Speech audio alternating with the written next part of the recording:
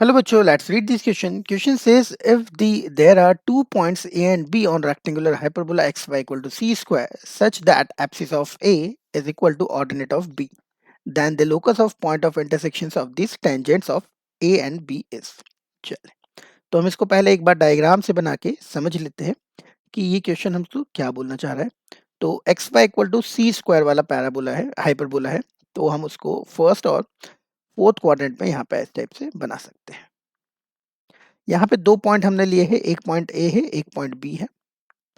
इस पॉइंट पे हमने टेंजेंट बनाई, इस पॉइंट पे हमने टेंजेंट बनाई। इन दोनों पॉइंट की टेंजेंट जो है वो एक पॉइंट पे इंटरसेक्ट करती है, लेट्स कॉल इट पी। इस पी पॉइंट को हमने एच कॉमा के मान लिया। हमको इस पी पॉइंट का लोकस चाहिए, है ना। We have to find locus of this point of intersection. चलिए, तो ए पॉइंट को मैं मान लेता हूँ C T one comma C upon T one, और बी पॉइंट को मैं मान लेता हूँ C T two comma C upon T to.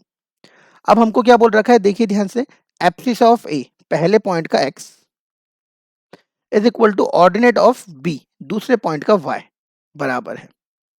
तो यहां से हमको ये पता चल गया कि t1 one into T two will be equal to 1।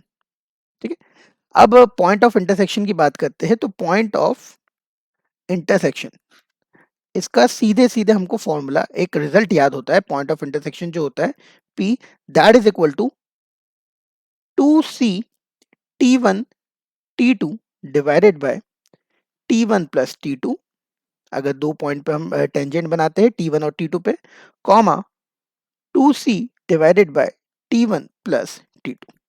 ठीक है, तो हमारे पास H हो गया। अच्छा, T1 T2 की वैल्यू 1 है, ध्यान रखना, तो इसको हम यहाँ पे लिख देंगे। तो H हो गया हमारे पास 2C upon T1 plus T2, और K भी हो गया हमारे पास 2C upon T1 plus T2। इसका मतलब हम बोल सकते हैं H इक्वल टू K, इसका मतलब हम बोल सकते हैं X इक्वल टू Y। इसका आंसर होगा, इसका लोकस होगा। तो ऑप्शन नंबर सी आप लोग यहाँ पे देख सकते हैं, X इक्वल टू Y इसका करेक्ट आंसर हुआ। आई होप आपको ये समझ में आया होगा। Thank you very much.